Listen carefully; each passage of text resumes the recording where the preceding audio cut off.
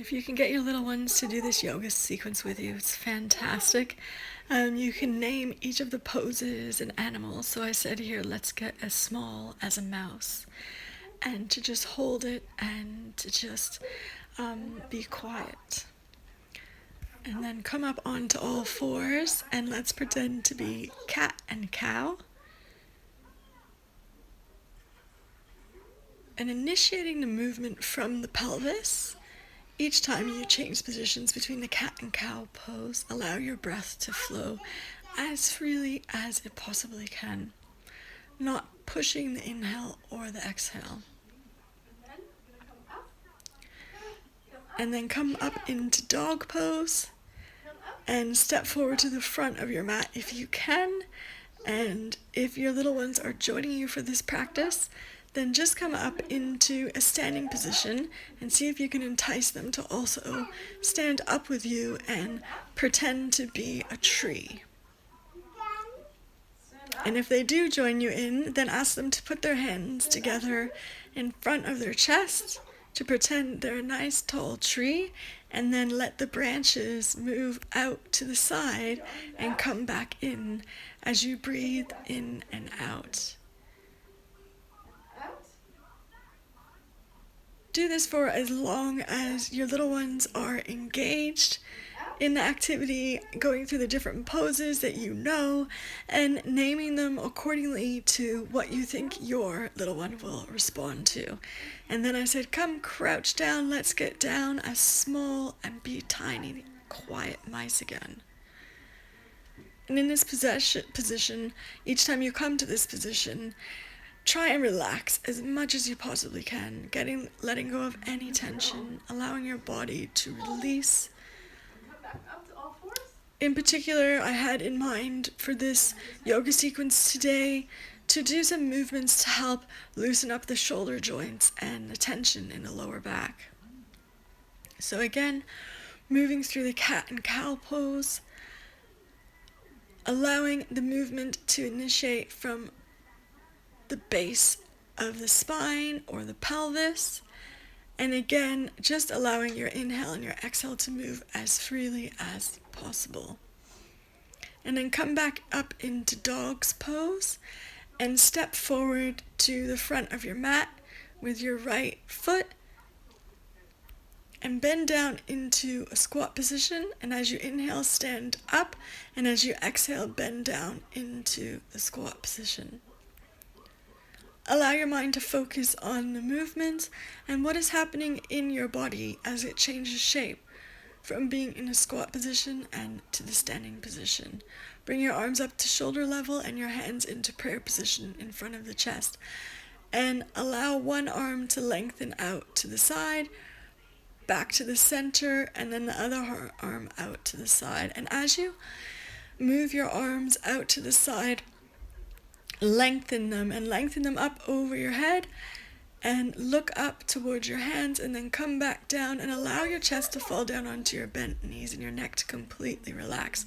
And as you inhale, lengthen the spine, and as you exhale, fold over onto the bent knees and allow your neck to completely relax. Allow your breath to flow as freely as possible. And then step back to come right down onto the front of your body. And right back into child's pose. Allow your forehead to rest on your bent arms. And you can tell your little ones are acting like little tiny quiet mice again. And come back up into all fours. Give your little one a kiss. And alternate again between the cat and cow pose, allowing the movement to initiate from the pelvis, allowing the breath to flow as freely as possible.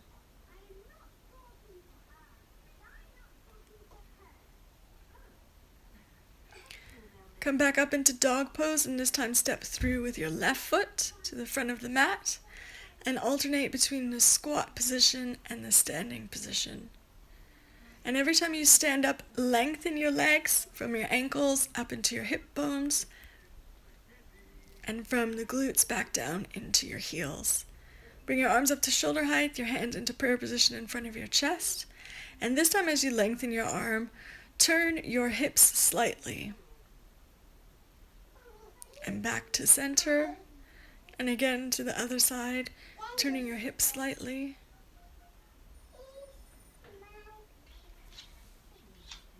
Back to the center position. Allow your hands to go up over your head and do a shallow back bend as you look up towards your hands. Bring the prayer position back to the center and fold over your bent thighs, allowing your chest to touch your knees. And on every inhalation, this time as you lengthen your spine, allow your legs to come up towards straightening. And as you relax, folding over your bent thighs, allow your neck to completely relax. And step back, down into the front of your body, back into child's pose. Allow your neck to completely relax, forearms on the floor. Take a few deep breaths here and really focus on your breath as you inhale and your exhale. Then come up onto all fours, up into dog pose, and step forward to sit at the front of your mat and come straight down onto your back. Bring your feet in as close to your buttocks as possible. And now lift your arms up, back and over your head. And back up and over and down alongside you. This movement is really nice if you have any tension in your shoulder. Try and do it as slowly as you possibly can and allow your arms to lengthen from the shoulder joints to the tip of your fingers and back from the bottom of the tips of your fingers all the way up into your armpits as you move the arms up and over behind your head and back up and over alongside you. Allow your breath to flow as freely as possible. And this time we're going to do some leg strengthening, lengthening one leg at a time. And as you lift your leg up off the floor, lengthen it from the buttocks up into the heel and from the heel back down into the buttocks. You can do alternating sides for as long as it feels fruitful for you. And then when you feel ready to do so, you can do this with both legs, lifting them both up simultaneously, lengthening from the buttocks into the backs of the heels, and from the heels back down into the buttocks. Make sure your bum and pelvis and lower back are staying on the floor as you do this. Otherwise, you may need to keep your legs bent for this exercise if you feel that your buttocks and pelvis are lifting off the floor. Next, you're going to do some glute bridges, allowing yourself to peel your spine off the floor one vertebrae at a time. So starting in the very base of your spine and peeling the buttocks up off the floor, lifting the hips towards the ceiling, and then allowing it to lower again vertebrae by vertebrae as slowly as you possibly can. Allow your muscles to be as relaxed as possible while doing this movement to avoid any unwanted pressure on your lower back.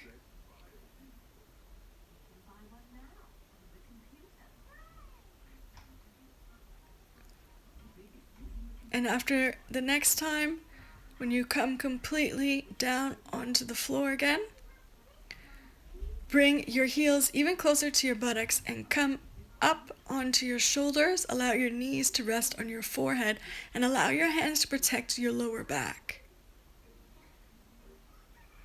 And now you're going to move your pelvis backwards and forwards onto your hands, allowing your hands to support the movement. The movement is coming from your pelvis as your pelvis moves backwards and forwards. And each time allow your knees to come back to rest on the forehead. And when you feel ready to do so, if you feel like your body is there, then you can feel free to go up into a shoulder stand, Allow your legs to straighten, from lengthening them from the buttocks up into the heel and from the tips of the toes along the fronts of the legs right down into the hips. Allow your hands to support your lower back. And then we're going to come back to the starting position, put down your arms, and slowly allow yourself to release the posture. And do some neck rolls now, rolling your neck from side to side, moving as slowly as possible so that the person watching you might not even notice that you're moving your neck at all. This is to release any tension that may have come about from going up onto your shoulders. Allow the movement to be slow and fruitful, releasing any tension in the shoulders and neck. And when you feel ready to do so, allow your head to come back to centered and rock your pelvis back and forth along your mat so that as you're lifting your pelvis up slightly, you can feel the deepness in your lower back. And then when you bring your pelvis back to the floor, you can feel your back against the floor. And now you're going to turn over to one side, allow your right knees to go over to the side and do a small twist in your back. And relax here for as long as it feels good for you, as long as it feels fruitful for you.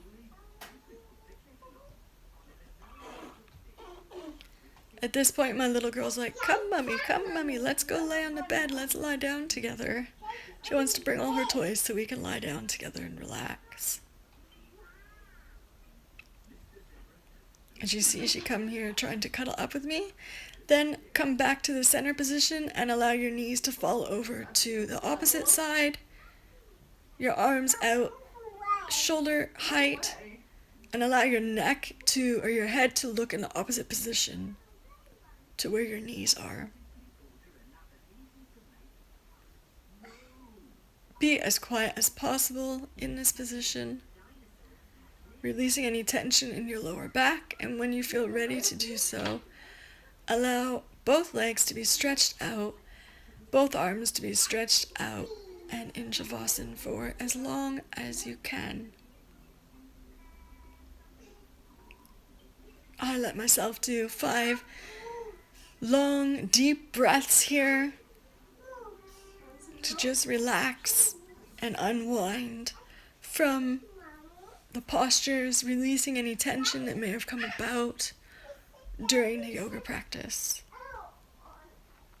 Allow your mind to pay attention to what is happening in your body as you lay here in stillness.